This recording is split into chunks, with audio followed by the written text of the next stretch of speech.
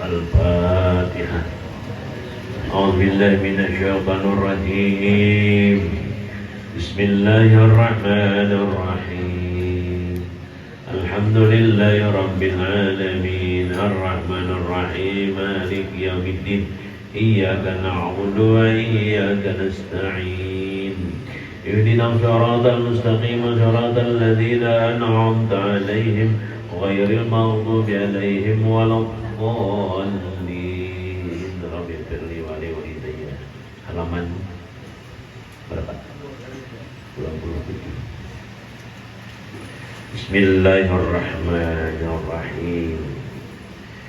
Alhamdulillahi rabbil alamin wassalatu wassalamu ala asyrafil anbiya wal mursalin sayyidina wa nabiyina Muhammad wa ala alihi wa ashabihi ajma'in.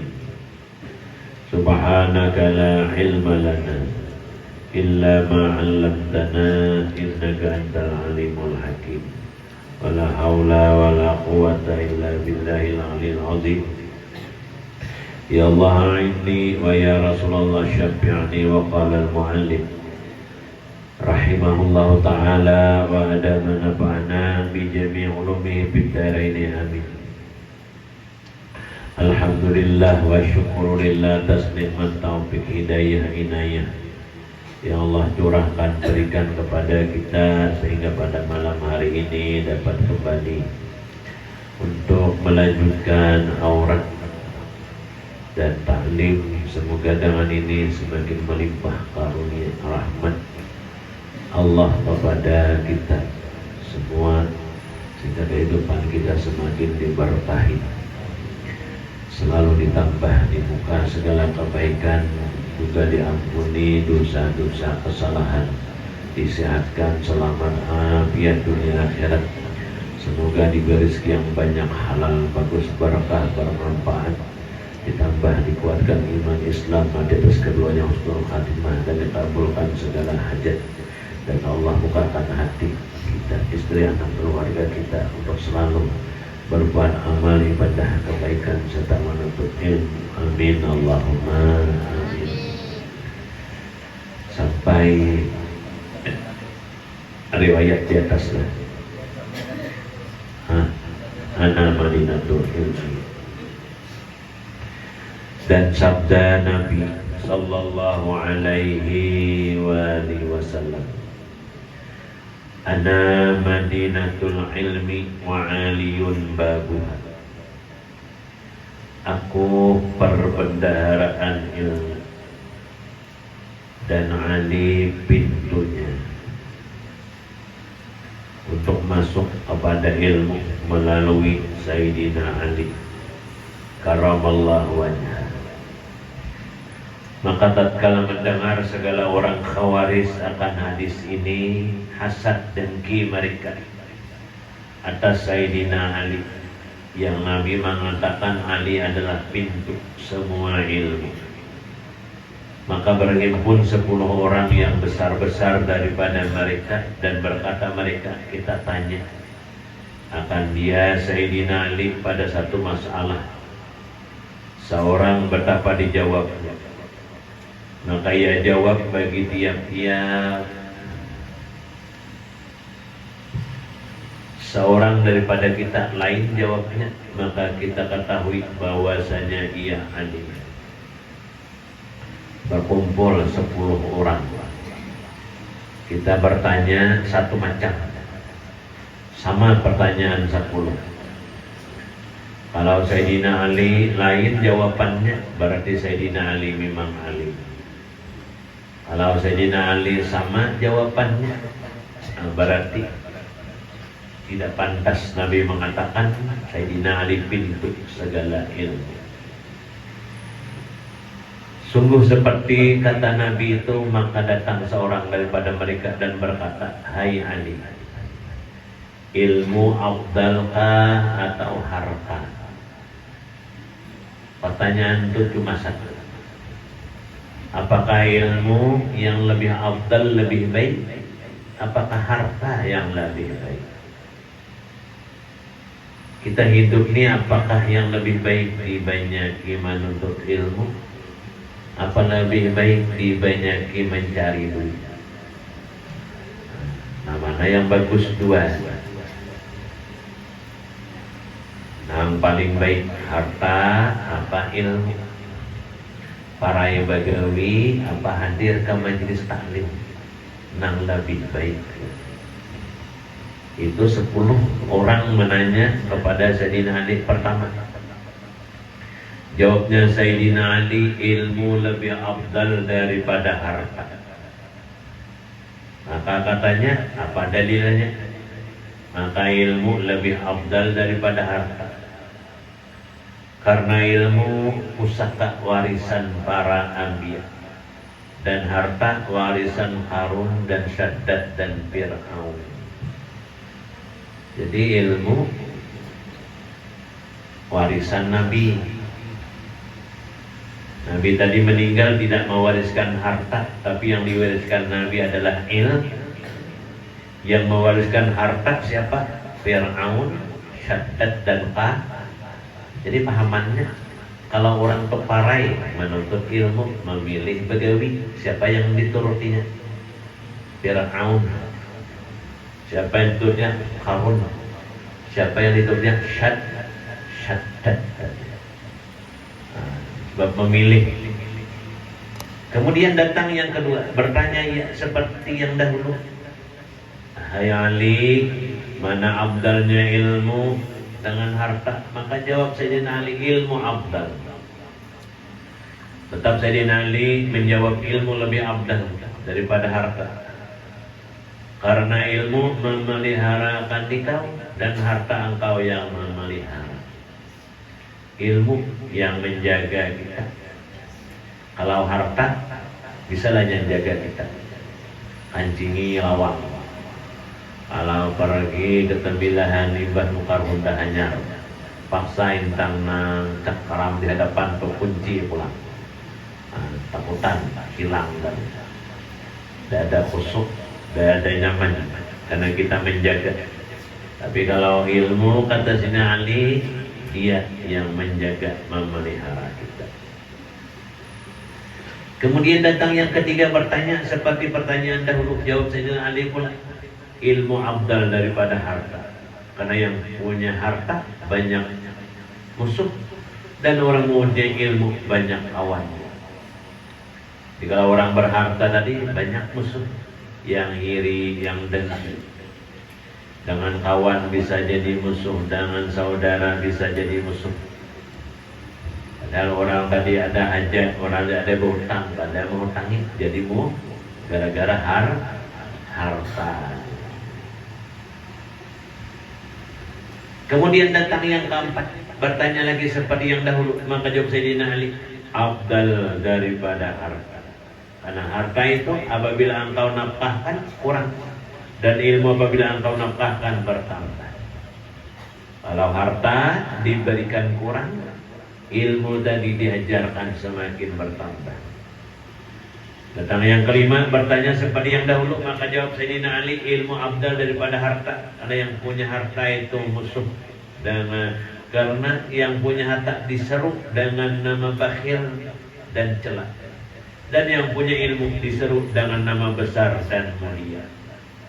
Walau bagaimana, bersedekah, beri orang, berwakaf, tetap yang punya harta tadi ada yang mengatakan bakhil. Gelarnya disebut bakhil. Tapi orang yang punya ilmu dengan nama kebesaran dan kemuliaan. Kemudian datang yang keenam, bertanya seperti yang dahulu. Maka dijawab Sayyidina Ali, ilmu abdal daripada harta.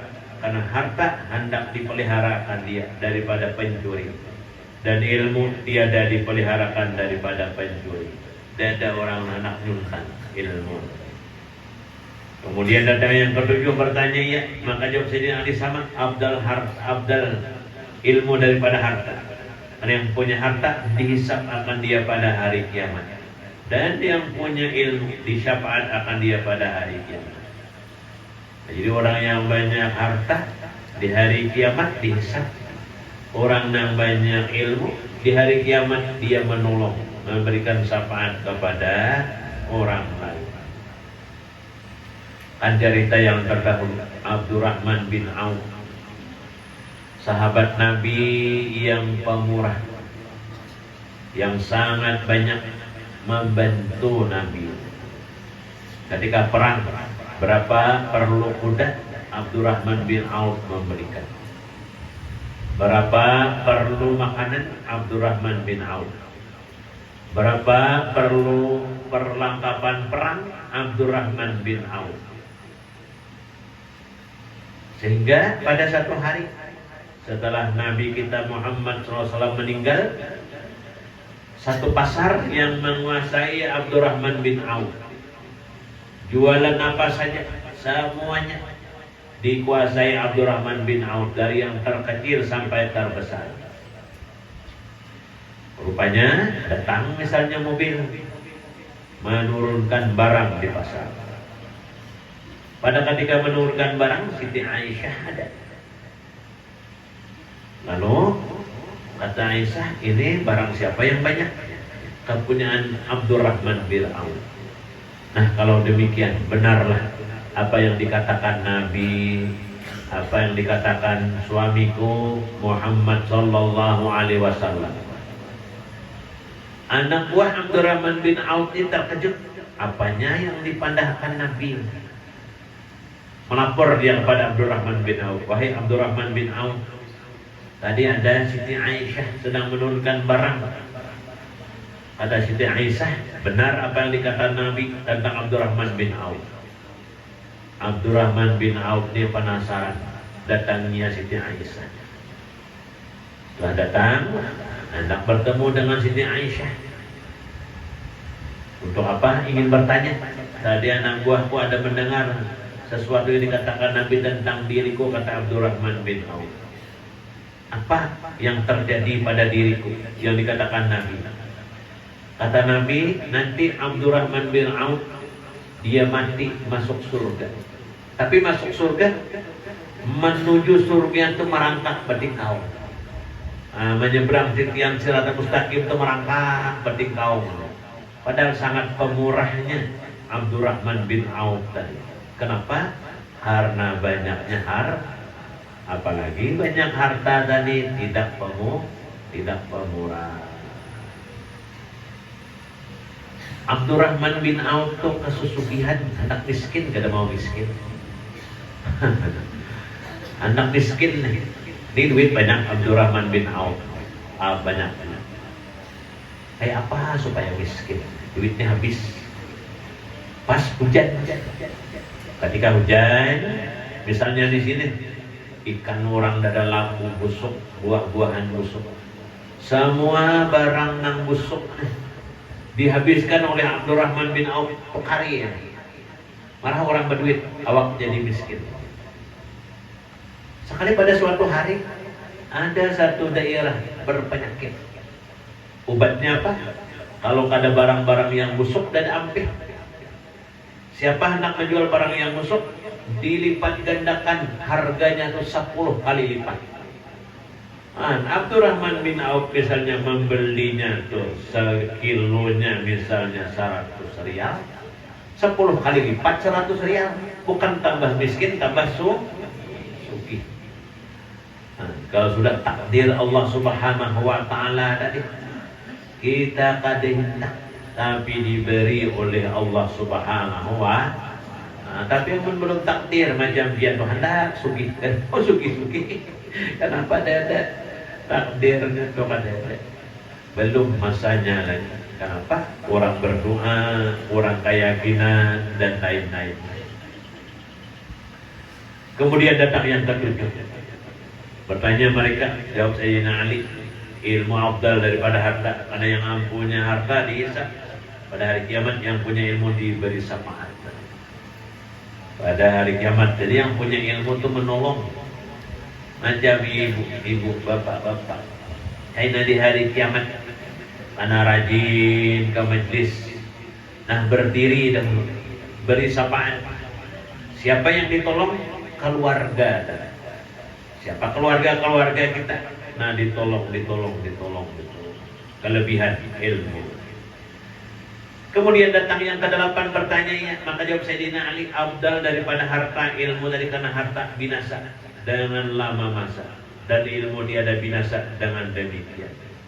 Harta tadi kalau lama tadi yang rusak, ilmu tadi yang lama tidak rusak.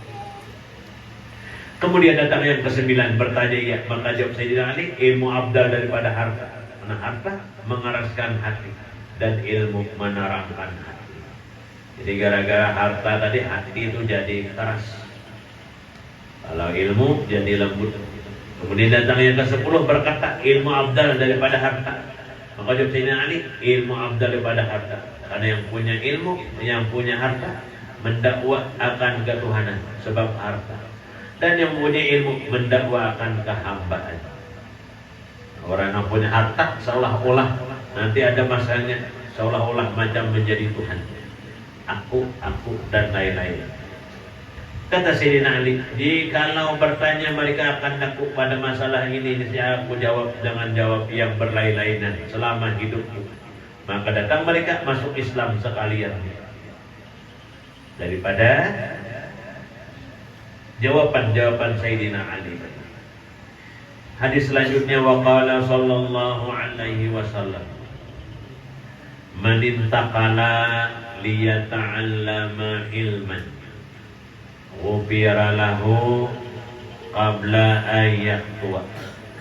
Dan sabda Nabi sallallahu alaihi wasallam, barang siapa berpindah karena belajar ilmu.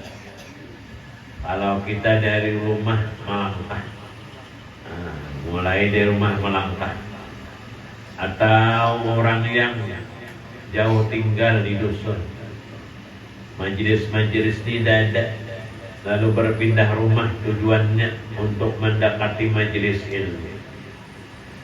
yakni ilmu apa? Ilmu syara', ilmu yang wajib dituntut, diampuni baginya sebelum daripada bahwa melangkah ia daripada tempatnya.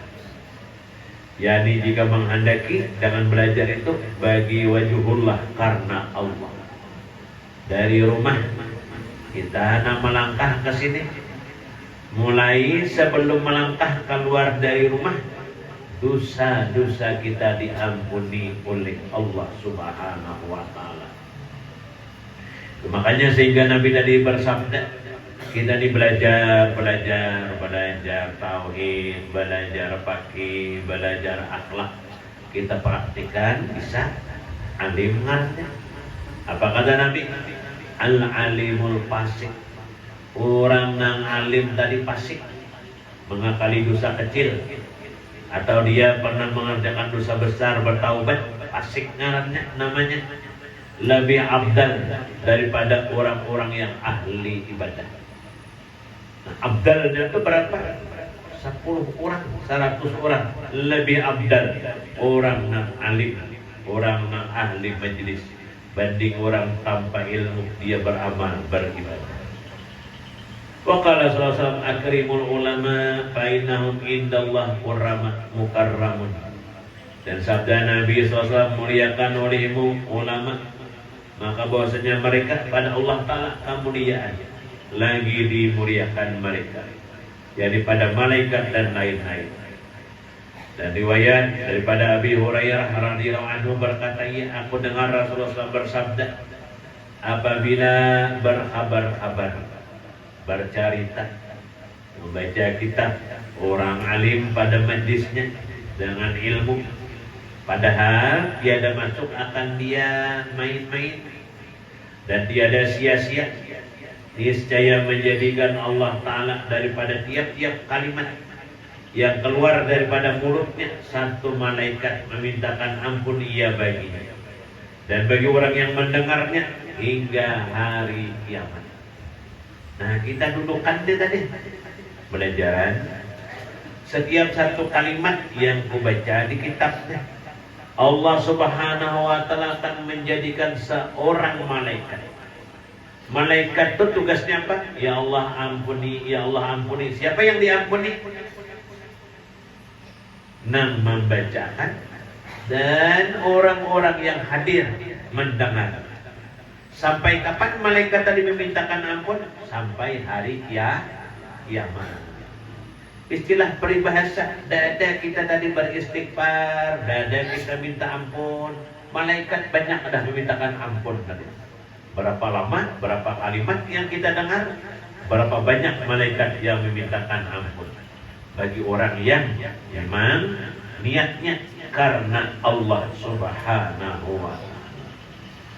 Wa qala sallallahu alaihi wasallam, man nazara ila wajhil alim nazratan fafariha biha khalaqallahu ta'ala min tilkan nazrah malakan yastaghfiru lahu ila yaumil qiyamah.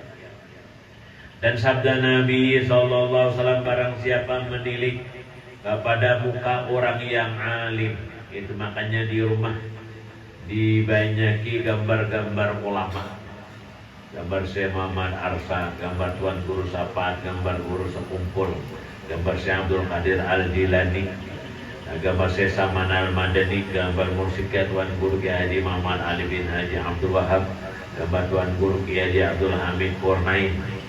Nah, kita di rumah tadi melihat senang hati ini ketika melihat wajah orang yang alim tadi.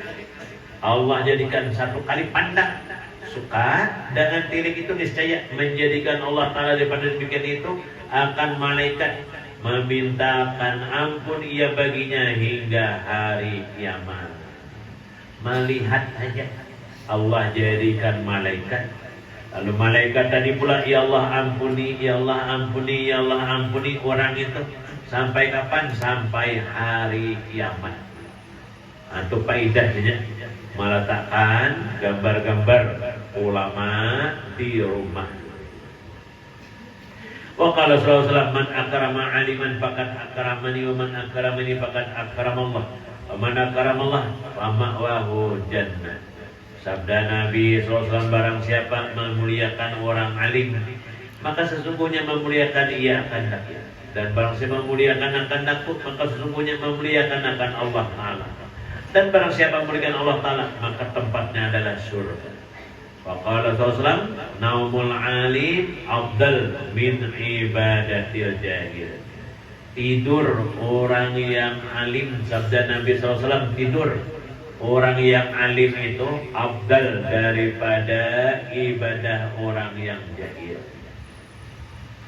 Dalam kitab Tabawi dijelaskan alim dan jahil itu apa artinya. Ibadah orang yang jahil, maksud orang yang jahil ini jahil daripada makrifat. Dia alim soal syarat, soal rukun, sah, batal dan lain-lain tahu. Tapi ketika beramal beribadah, dia tidak memandang amal ibadah taufik, hidayah dan pertolongan Tuhan. Dia hanya memandang amal ibadah dari kepandaian dan kebisaan. Itu dikatakan orang yang beribadah jahil. Tapi kalau orang yang alim ketika dia hendak beramal beribadah, Allahu Akbar, dia mengangkat takbir, mengangkat tangan, dia merasakan semata-mata itu taufik hidayah dari Allah Subhanahu wa ta'ala. Nah, yang ilmunya lebih nih tadi, bening ini berilmu tapi sekadar pakai aja, guring tidur, lebih afdal daripada orang yang jahil beramal beribadah. Walaupun nang alim tadinya guring, masih hebat orang nang alim banding orang yang beribadah. Wa qala sallallahu alaihi wasallam, man ta'allama baban minal ilmi ya'malu bihi aw lam ya'mal bihi kana afdal min ayyusali al-fara'atin tatawwan. Nabi SAW bersabda, barang siapa belajar satu bab daripada ilmu, beramal dengan dia atau tiada beramal, umpat duduk di majlis, lalu diamalkan atau tidak diamalkan, adalah terlebih afdal daripada sembahyang sunat 1000 rakaat. Tetapi tak dapat tiada bagi hamba itu daripada beramal dengan ilmu. Karena banyak hadis yang mencela ulama yang tiada beramal dengan ilmunya. Nah, mesti orang belajar itu mengamalkan ilmu. Karena banyak celaan-celaan bagi para orang yang belajar, apalagi para ulama yang tidak mengamalkan ilmu. Riwayat daripada Sayyidina Umar radhiyallahu bin Khattab radhiyallahu anhu berkata, ya, Aku dengar Rasulullah SAW bersabda bahwasanya orang alim apabila tiada beramal dengan ilmunya, melaknat akan dia oleh ilmunya di dalam rungganya, dengan melaknat akan dia oleh tiap-tiap sesuatu yang naik atasnya matahari. Nah, jadi orang itu alim, berpengetahuan, tapi kadang mengamalkan ilmu. Nah, pagi kada sembahyang Tuhan. Nah, wajib kada mengerjakan qabliyah ba'diyah. Akhlak kada menjaga perkataan dan lain-lain. Ilmu nang nang didapatnya yang di dadanya melaknat kepada dari rungganya itu melaknat akan dia. Dan pada ketika matahari terbit, tiap-tiap yang ada yang kelihatan kayu, tumbuhan, batu melaknat kepada orang yang berilmu yang dia tidak mengamalkan akan ilmunya. Dan menulis malaikat hafadah tiap-tiap hari di materai atas suratannya, ini hamba yang putus asa daripada rahmat Allah, yaitu orang yang tidak mengamalkan ilmu. Hai hamba Allah yang mensia-siakan segala hak penghulunya, hai orang yang tiada beramal dengan ilmunya, atas engkau laknat Allah. Maka apabila mati ya dicabut Allah akan rohnya atas ketiadaan syahadat, kada beriman, dan diharamkan mati atas beriman. A'adzanallah min dzalika. Nah, jadi Allah akan mencabut rohnya tanpa iman apabila dia tidak mengamalkan akan ilmunya. Bagaimana sabda Nabi, inna asyaddan nas azaban yaumil qiyamah alimun lam yanfa'hu bi ilmihi.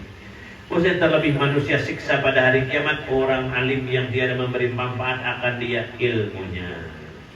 Orang yang alim yang tiada memberi manfaat akan ilmunya itu apa tandanya? Pertama, dia tidak bisa mengamalkan ilmunya. Pada harinya alim. Kedua, orang tidak ada mau belajar awal dia. Itu tanda ilmu tadi kada bermanfaat. Lalu di akhirat dia orang yang paling pertama disiksa oleh Allah.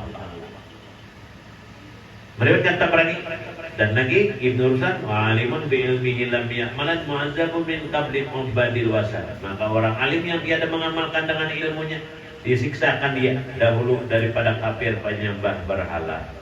Nah, orang-orang kafir yang menyembah berhala nih dimasukkan ke dalam neraka. Rupanya orang kafir nih masih terduti lagi. Siapa yang didahulukan? Orang alim yang tidak mengamalkan akan ilmunya lebih didahulukan daripada orang-orang yang penyembah berhala. Kata Imam Ghazali, kitab seperti ini. Bismillahirrahmanirrahim. Alhamdulillahirabbil alamin wassalatu wassalamu ala asyrafil anbiya wal mursalin sayyidina wa nabiyina Muhammad wa ala alihi wa ashabihi ajma'in. Subhanaka la ilma lana illa ma 'allamtana innaka antal alimul hakim. La haula wala quwata illa billahil azim. Halaman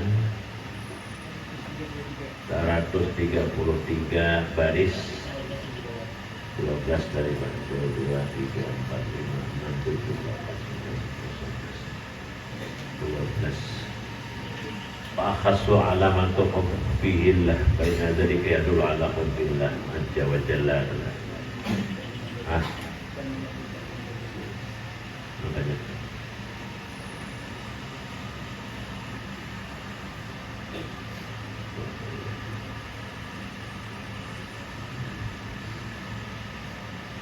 dan menyebutkan Imam Ghazali rahimahullah alamat tanda orang yang dikasihi akan dia oleh Allah.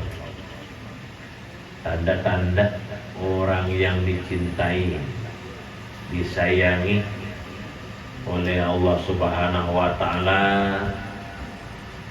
Kalau yang di atas kemarin banyak dapat ujian, dapat bala, tapi dia sabar, tidak pernah mengeluh, tidak pernah mengadu kepada orang lain, hanya mengadu kepada Allah Subhanahu wa Ta'ala.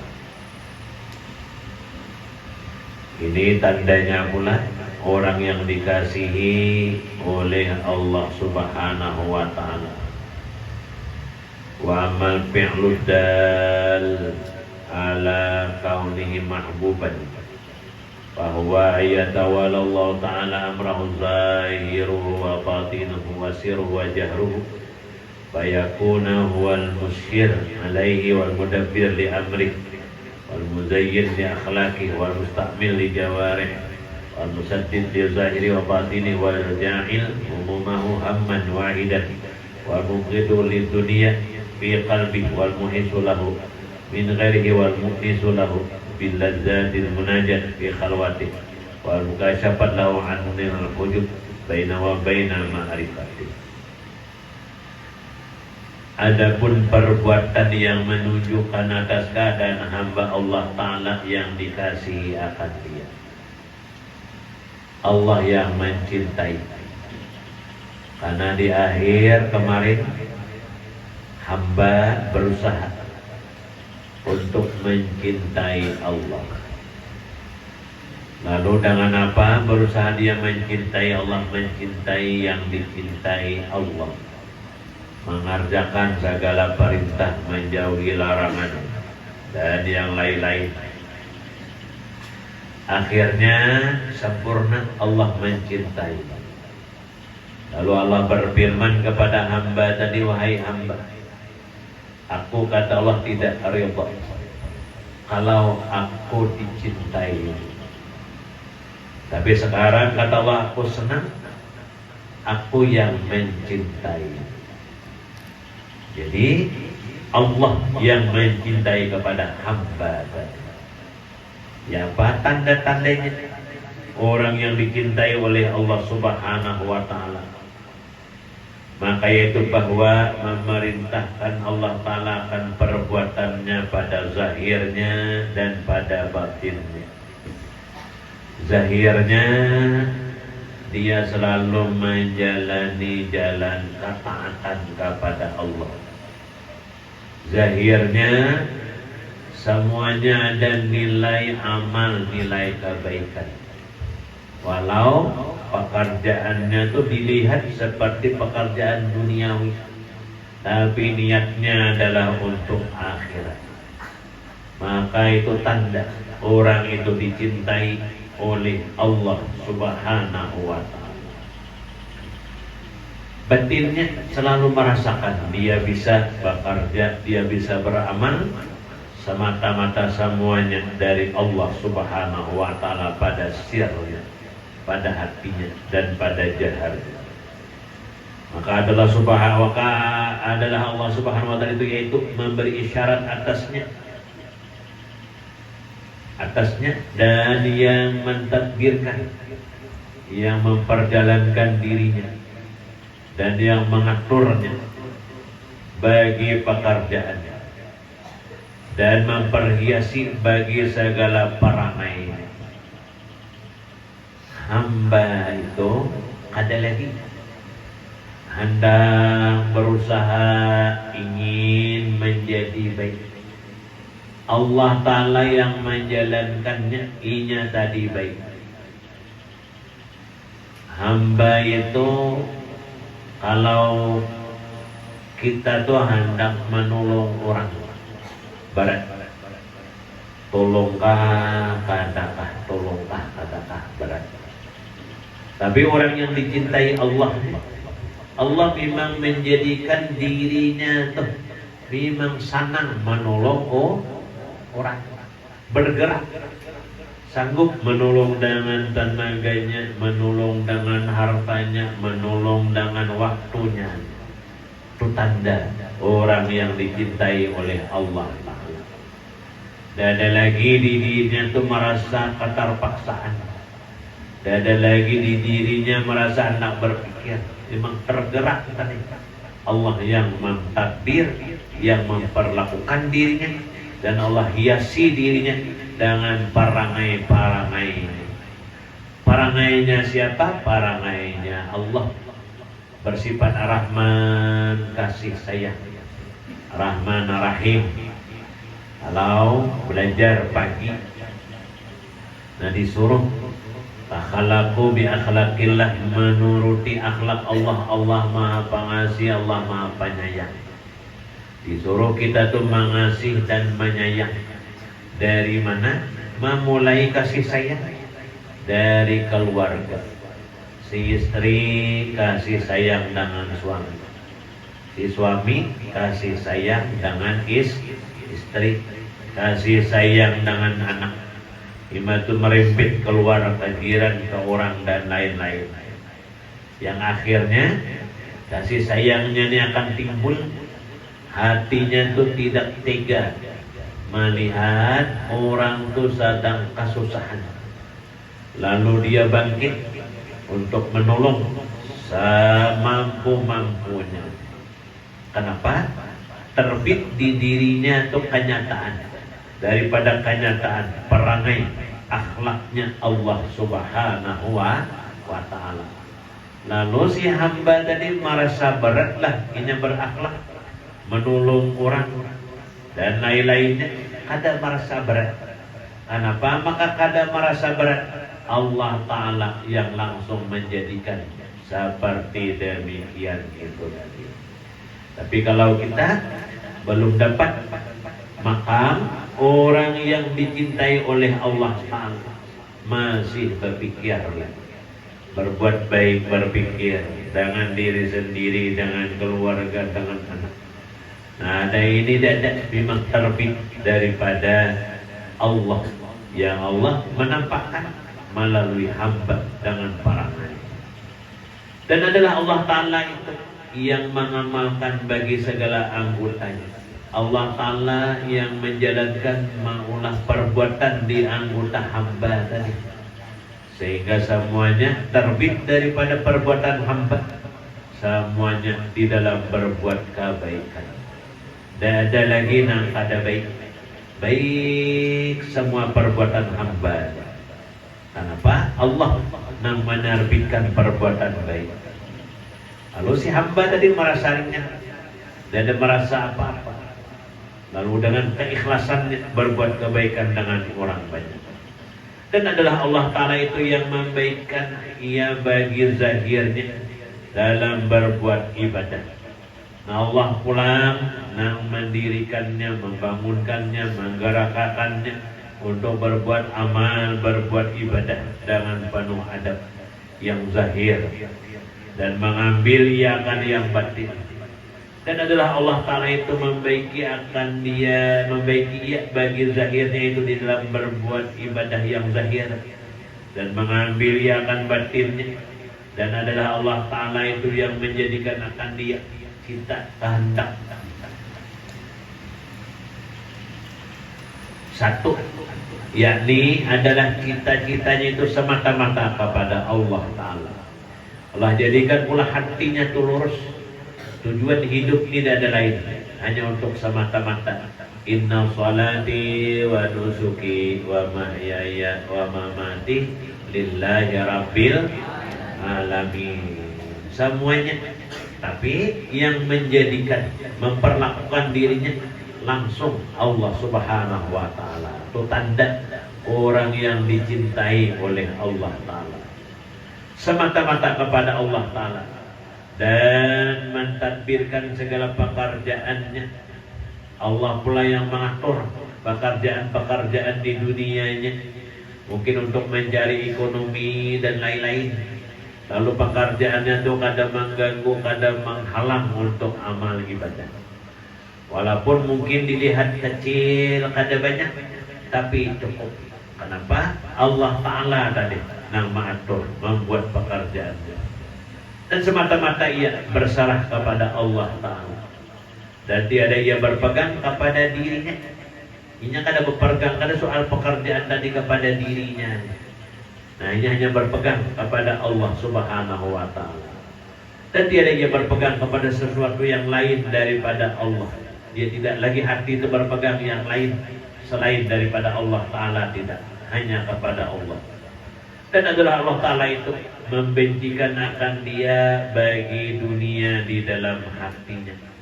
Nah, di hatinya itu Allah pula tanamkan dengan urusan-urusan duniawi yang menghalang untuk amal, untuk ibadah. Dia tadi bencinya kata ketujuh lagi. Jadi apa saja bentuk duniawi, hatinya itu benci dengan sendirinya. Siapa yang membuat benci tadi? Allah Subhanahu wa Ta'ala. Dan meliarkan ia baginya. Nah, lalu dia menjauh, tidak mau lagi ikut-ikutan daripada urusan-urusan duniawi daripada yang lain daripada Allah Subhanahu wa Ta'ala. Dan menunjukkan ia akan dia dengan lazat munajat akan Tuhannya. Allah Subhanahu wa Ta'ala pula memberi kepada hamba tadi ketika dia munajat, beramal, beribadah, merasa lezat, merasa nikmat. Beramal, beribadah itu merasa lezat, merasa nikmat. Nah, merasa lezat, merasa nikmat itu ketika memang dia sendiri. Nah, bangun malam, mandi tadi sudah berwudu. Nah, lalu ambil saja Allah, bernikmat rasanya. Nah, bukan kadang-kadang kita tuh salah menilai, dan seseorang tuh tadi salah mandang diri. Kadang-kadang ada di hadapan orang tak bepanderan ini macam bacaan itu lain. Nah, itu banyak modelnya. Padahal orang-orang ahli majelis tapi kadang mengerti tadi. Tak duduk orang bepandirannya. Nah, biar tasbih, biar mendengarkan. Nah, itu lain gitu. Di orang banyak tadi bukan di situ andaknya. Nah, atau kebanyakan binahiyah. Kadang-kadang ada juga nang kadang mengerti urusan beramal beribadah. Tapi misalnya ini berhubungan berjalan. Pagi misalnya di rumah orang sarapan, kawan ini hilang sekong, mana sekongnya? Nah, baru di teman sikit unggut. Atau lain juga belum lagi, masih nafsu lain di dalamnya, mungkin nafsu, mungkin syaitaniyah, mungkin yang lain-lain belum mengerti lagi. Ini banyak. Kadang-kadang juga bawa mana nih sarapannya? Nah, ada unggut. Tapi di rumah mana kan? Ini orang banyak tadi pindah. Nah, jadi lain juga kadang mengerti belum, karena kurang belajar tadi. Nah, belajar tadi kadang banyak. Nah, di situ kadang-kadang penyakit kita mengaji, belajar, tapi beramal ingin, tapi ilmunya tadi kurang. Tidak mau. Dan baginya, dan daripada yang lain daripada Allah Subhanahu wa Ta'ala menunjukkan ia akan dia lazat munajat akan Tuhannya itu di dalam khalwatnya ketika sendiri, dan membukakan Allah Ta'ala baginya daripada beberapa dinding antaranya dan antara ma'rifah akan Allah Ta'ala. Allah harinya memberi paham kepada dirinya ketika kejadian-kejadian yang dirasakan dan dilihat, sehingga dia mengerti bahwa semuanya adalah tidak ada lain kehendak Allah, dan memberikan hikmah yang sangat banyak. Maka ada sekalian tersebut itu alamat bagi orang yang dikasihi akan dia oleh Allah Subhanahu wa Ta'ala. Itu tanda orang yang sudah dicintai oleh Allah Subhanahu wa Ta'ala. Faslun fi bayani syauq ilallah, ini pasal penyemadakan rindu kepada Allah.